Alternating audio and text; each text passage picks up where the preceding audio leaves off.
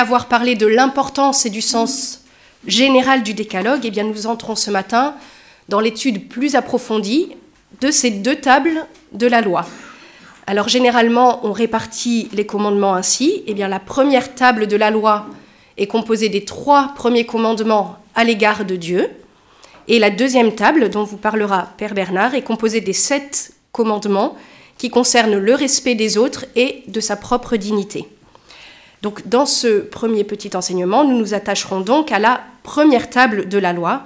Et je commence par vous lire tout simplement comment ces 3 premiers commandements sont énoncés dans le livre de l'Exode, donc au chapitre 20. « Je suis le Seigneur ton Dieu, qui t'ai fait sortir du pays d'Égypte, de la maison d'esclavage. Tu n'auras pas d'autre Dieu en face de moi. Tu ne feras aucune idole, aucune image de ce qui est là-haut dans les cieux, ou en bas sur la terre, ou dans les eaux par-dessous la terre. Tu ne te prosterneras pas devant ces dieux pour leur rendre un culte. Car moi, le Seigneur ton Dieu, je suis un Dieu jaloux. Chez ceux qui me haïssent, je punis la faute des pères sur les fils jusqu'à la 3e et la 4e génération. Mais ceux qui m'aiment et observent mes commandements, je leur montre ma fidélité jusqu'à la 1000e génération. Tu n'invoqueras pas en vain le nom du Seigneur ton Dieu, car le Seigneur ne laissera pas impuni celui qui invoque en vain son nom. Souviens-toi du jour du sabbat pour le sanctifier. » Donc, comme nous l'avons vu hier, ces commandements ont été donnés par Dieu dans le cadre de son alliance, après avoir prouvé à Israël son amour en le délivrant de la main de Pharaon. Et c'est pour cela, d'ailleurs, que l'énoncé des 10 commandements commence par ce rappel « Je suis le Seigneur ton Dieu qui t'ai fait sortir du pays d'Égypte, de la maison d'esclavage. » Et donc ces commandements, comme nous l'avons dit hier, ne peuvent être compris que dans le cadre de ce dialogue d'amour que Dieu veut entamer avec son peuple. Et bien pour cela, Dieu commence par lui faire lever les yeux vers le ciel, vers lui, vers Dieu, car pour le bien de l'homme, disait Jean-Paul II, l'ordre matériel à lui seul ne suffit pas. Il doit être complété et enrichi par l'ordre surnaturel. Grâce à celui-ci, donc à l'ordre surnaturel, la vie de l'homme acquiert un sens nouveau et l'homme devient meilleur. En effet, la vie a besoin de force et de valeurs divines, surnaturelles. Ce n'est qu'alors qu'elle acquiert sa pleine splendeur. Donc nous verrons en premier lieu en quoi il nous est nécessaire de reconnaître le Seigneur comme notre unique Dieu et de l'aimer, ce qui constitue le cœur de ces 3 premiers commandements. Puis nous verrons combien ces commandements vis-à-vis de Dieu sont finalement d'abord un grand don en faveur des hommes. Et enfin, nous verrons comment nous pouvons aujourd'hui vivre de ces 3 premiers commandements pour que Dieu soit réellement à la première place dans nos vies.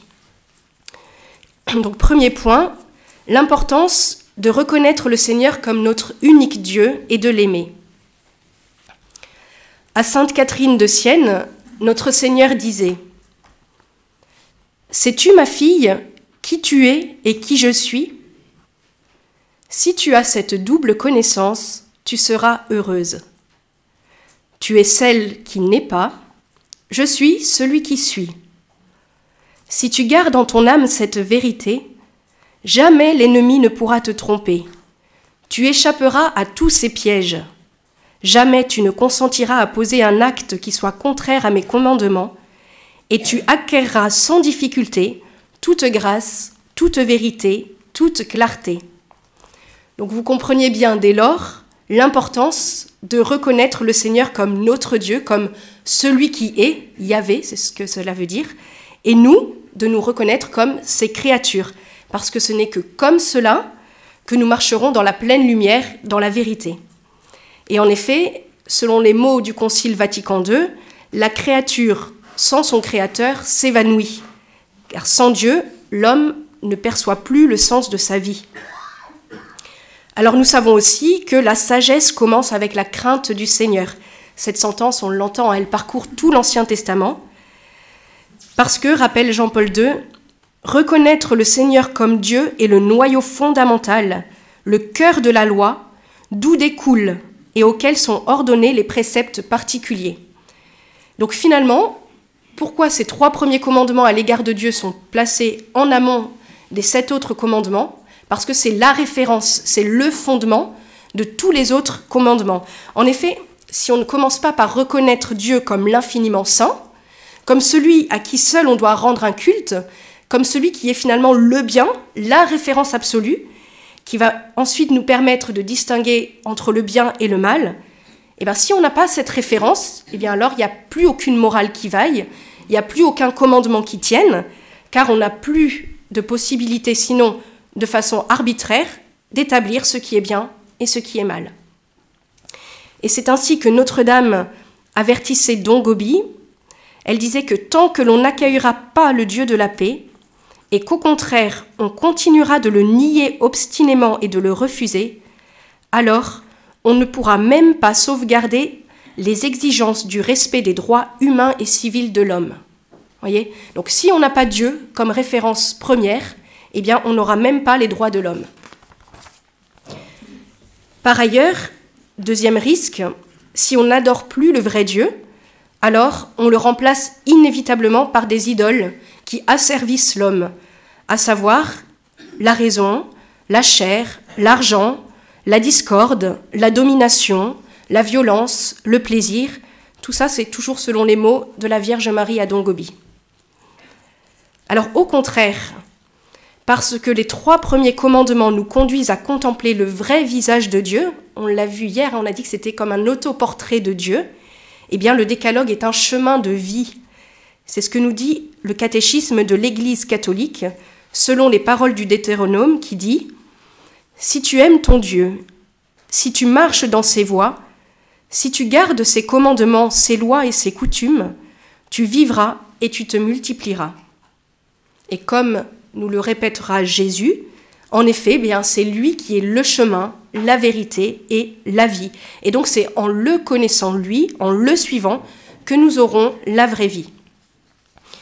Et on peut également souligner que la première table de la loi est un véritable para-Satan, donc quelque chose qui nous permet de lutter contre Satan, car si l'on observe finalement le contenu des réponses de Jésus dans ses tentations face à Satan au désert, eh bien on voit que finalement il se sert majoritairement du contenu de ces 3 premiers commandements pour contrer les tentations de Satan. On se rappelle un arrière-Satan, car il est écrit « C'est le Seigneur ton Dieu que tu adoreras, à lui seul tu rendras un culte, etc. » Voyez ?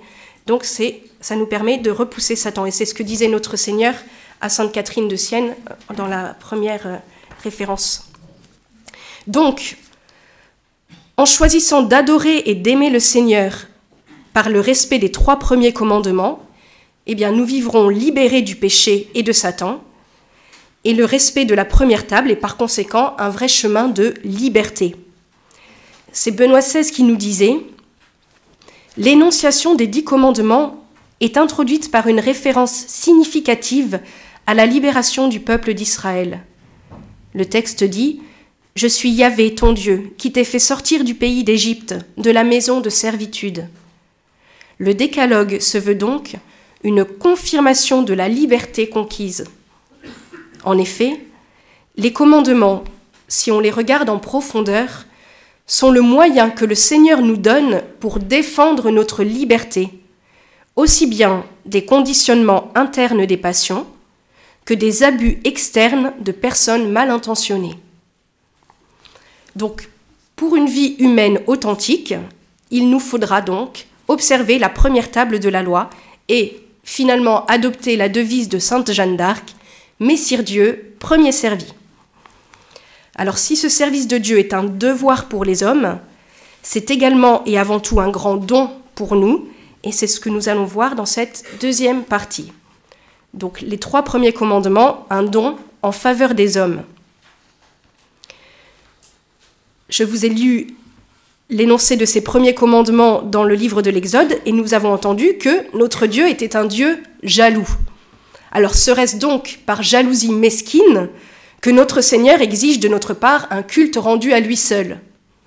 Eh bien non, évidemment, car si notre Dieu est un Dieu jaloux, c'est de notre bonheur qu'il est jaloux.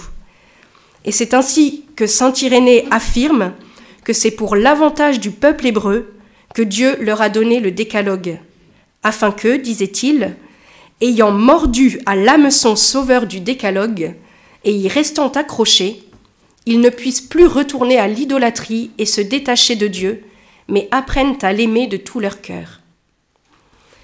Et comment ne pas vous citer ici quelques extraits des homélies enflammées du saint curé d'Ars au sujet des bienfaits que Dieu nous accorde au travers de ses commandements.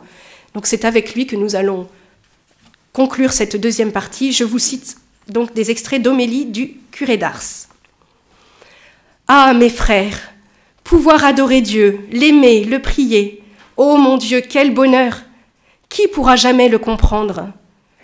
Non, mes frères, toutes nos adorations et toute notre amitié n'ajoutent rien au bonheur et à la gloire de notre Dieu. Mais comme le bon Dieu ne veut que notre bonheur ici-bas, il sait qu'il ne se trouve que dans l'amour que nous aurons pour lui, et que tous ceux qui le chercheront hors de lui ne le trouveront jamais. De sorte, mes frères, que quand le bon Dieu nous ordonne de l'aimer et de l'adorer, c'est qu'il veut nous forcer à être heureux. Si, dans le premier commandement, le bon Dieu nous ordonne de l'aimer, de le prier, de nous attacher qu'à lui, n'est-ce pas là le plus grand de tous les bonheurs pour nous, que le bon Dieu veuille bien nous permettre de nous présenter tous les matins devant lui pour lui demander les grâces qui nous sont nécessaires pour passer saintement la journée?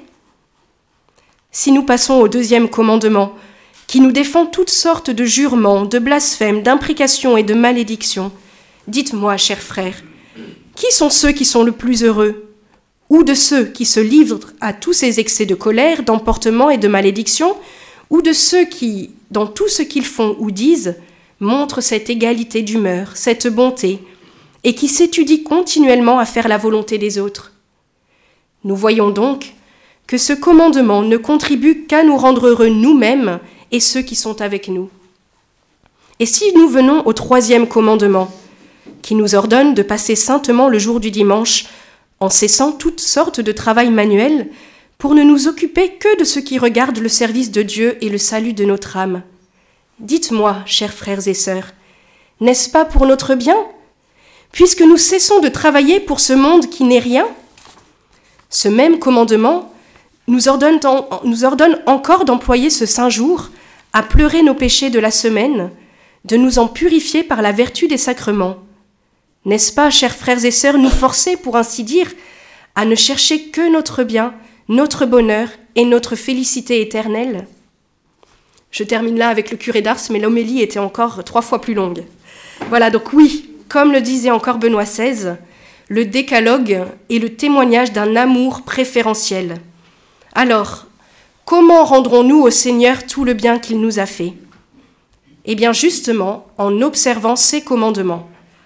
Et nous passons donc à notre troisième partie pour voir comment, aujourd'hui, vivre de ces 3 premiers commandements de la loi.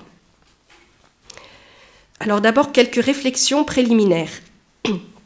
Par Don Gobi, Notre-Dame nous avertit. Si le Seigneur a communiqué sa loi par les 10 commandements, la franc-maçonnerie diffuse partout, avec la puissance de ses 10 cornes, une loi qui est complètement opposée à celle de Dieu. À l'encontre du commandement du Seigneur, tu n'auras pas d'autre Dieu que moi, elle construit de fausses idoles, devant lesquelles beaucoup se prosternent aujourd'hui en adoration. Au commandement de ne pas prononcer en vain le nom du Seigneur, elle s'oppose en blasphémant Dieu et son Christ, de tant de manières sournoises et diaboliques, jusqu'à réduire à une réclame inconvenante de vante son nom et à réaliser des films sacrilèges sur sa vie et sa personne divine. À l'encontre du commandement « Rappelle-toi de sanctifier les fêtes », elle transforme le dimanche en week-end, en un jour de sport, de jeu, de divertissement. Donc, vigilance. Le respect des 3 premiers commandements aujourd'hui nous demandera nécessairement d'agir à contre-courant des valeurs infusées par le prince de ce monde. Mais un homme prévenu en vaut 2. Alors d'abord, redressons la vérité. Contre ceux qui veulent nous faire croire que la religion est l'opium du peuple et que la loi est un carcan qui entrave notre liberté, rappelons les mots de Benoît XVI. Le décalogue n'est pas un ensemble d'interdits, de non. Au contraire, les 3 premiers commandements sont bien plutôt un oui à Dieu qui donne sens à l'existence. Et affermissons encore notre volonté en considérant avec saint Ignace que seule l'observance des 3 premiers commandements permet d'assigner à chaque réalité la place qui lui revient. En effet, saint Ignace donne comme principe et fondement de ses exercices que l'homme est créé pour louer, honorer et servir Dieu, notre Seigneur, et par ce moyen sauver son âme. Les autres choses, continue-t-il, qui sont sur la terre, sont créées à cause de l'homme et pour l'aider dans la poursuite de la fin que Dieu lui a marquée en le créant. D'où il suit qu'il doit en faire usage autant qu'elle le conduise vers sa fin, et qu'il doit s'en dégager autant qu'elle l'en détourne. Donc voilà un grand principe qui va pouvoir ensuite guider toutes nos actions. Donc sur ces quelques considérations, passons maintenant en revue les 3 premiers commandements. Que signifie-t-il pour nous ? Premier commandement, tu aimeras le Seigneur ton Dieu de tout ton cœur, de toute ton âme et de tout ton esprit. C'est la façon dont Jésus l'a énoncé dans l'Évangile. En nous commandant d'aimer Dieu et de n'adorer que lui seul, le catéchisme de l'Église catholique nous précise que le premier commandement nous demande d'abord d'exercer les 3 vertus théologales de foi, d'espérance et de charité. En effet, saint Augustin écrivait à Laurentius « Tu demandes qu'on t'enseigne en peu de mots comment il faut honorer Dieu ? Je te réponds qu'on doit honorer Dieu par la foi, l'espérance et la charité. » Donc pour respecter ce commandement, eh bien, il faudra fuir le doute volontaire, l'incrédulité, l'hérésie, le schisme ou encore l'apostasie qui sont des péchés contre la foi, mais aussi le désespoir, la présomption de ses propres forces ou de la miséricorde, alors qu'on reste volontairement dans le péché, qui sont des péchés contre l'espérance, mais encore l'indifférence, l'ingratitude envers Dieu, la tiédeur, la paresse spirituelle ou la haine de Dieu qui vont contre la charité. Car tous ces actes constituent autant de péchés, plus ou moins graves, selon leur nature, contre le devoir d'adoration. Et ajoutons que la véritable adoration de Dieu s'oppose également à la superstition, à l'idolâtrie, à la divination, à la magie et bien sûr à toutes les formes d'athéisme. En nous prescrivant de n'adorer que Dieu seul et de fuir les idoles, on nous dira peut-être que le premier commandement nous conduit à l'intolérance vis-à-vis des autres religions. Mais ne pas démasquer les faux dieux, c'est rester dans le mensonge. Or, seule la vérité nous rendra libres, nous dit Jésus. Par ailleurs, peut-on penser que toutes les conceptions de Dieu se valent ? Est-ce que finalement, peu importe les conceptions humaines de Dieu, cela ne nous empêche pas, quel que soit le Dieu que l'on prie, d'être unis dans l'adoration de celui qui est au-delà de nos mots ? Est-ce que chaque religion tente d'approcher le vrai Dieu à sa façon ? Alors là, je vous cite le cardinal Ratzinger qui faisait remarquer que de notre conception de Dieu dépendait à la fois notre prière, parce que peut-on encore prier si celui à qui l'on s'adresse est simplement l'acte pur des philosophes, par exemple, si ce n'est plus une personne ? Eh bien non, parce qu'il n'y a plus de prière qui tienne. À ce moment-là, ça devient une simple méditation sur nous-mêmes. Voilà. Donc il faut tenir absolument que Dieu est un Dieu personnel, ce qui se révèle dans ses premiers commandements. Mais de cette conception de Dieu dépend aussi la possibilité d'une morale. Car si l'on ne reconnaît plus Dieu comme une personne, alors il n'y a plus de volonté en Dieu, et donc plus de différence entre le bien et le mal non plus. C'est ce que je disais au début, d'où l'importance de reconnaître Dieu comme le bien, le fondement de toute la morale. Et donc, non, toutes les conceptions de Dieu ne se valent pas, d'où l'importance de respecter ces 3 premiers commandements pour aimer, ce premier commandement qui nous demande de n'adorer que Dieu, lui seul, ce Dieu que Jésus nous a révélé. Ensuite, le premier commandement exige que l'on rende que l'on rende un culte à Dieu. Et il s'agit d'un devoir qui concerne l'homme individuellement et socialement, nous dit le catéchisme de l'Église catholique. Cela implique donc que soit partout respectée la liberté religieuse. Et enfin, le premier commandement interdisait au peuple d'Israël toute représentation de Dieu. Alors cela, c'était pour éviter de se façonner un Dieu à notre image, selon notre propre conception. Et on peut penser à l'épisode du veau d'or, justement, où le peuple hébreu s'était façonné un Dieu selon sa conception. Mais est-ce que c'est toujours valable ? Eh bien là, on passe dans les prescriptions qui sont à ajuster, parce que depuis que le Verbe s'est incarné, que Dieu s'est fait homme en Jésus, eh bien il a ouvert une nouvelle voie que l'Église a ratifiée avec le 7e concile de Nicée, donc en 787, qui autorisait la vénération, mais pas l'adoration, mais la vénération des icônes, donc celle du Christ, mais aussi celle de la Mère de Dieu, des anges et de tous les saints, car, dit saint Basile, l'honneur rendu à une image remonte au modèle original. Donc quand on vénère une icône, une image, une statue, ce n'est pas la chose en soi que l'on vénère, mais c'est un culte que l'on rend à Dieu qui est représenté par ces images. Voilà. Donc je passe maintenant au 2e commandement. Tu ne prononceras pas le nom du Seigneur ton Dieu à faux. Alors, que représente exactement le nom de Dieu ? C'est peut-être en partant de l'antithèse que nous serons le mieux à même de comprendre de quoi il retourne, expliquait le cardinal Ratzinger. Le livre de l'Apocalypse parle de l'adversaire de Dieu, la bête. La bête, cette contre-puissance, ne porte pas un nom, mais un nombre. Son chiffre est 666, nous dit le visionnaire.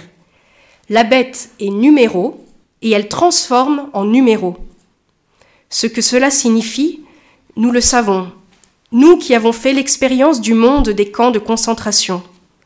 Leur horreur vient justement du fait de ce qu'ils effacent les visages, effacent l'histoire et font de l'homme une particule interchangeable d'une grande machine.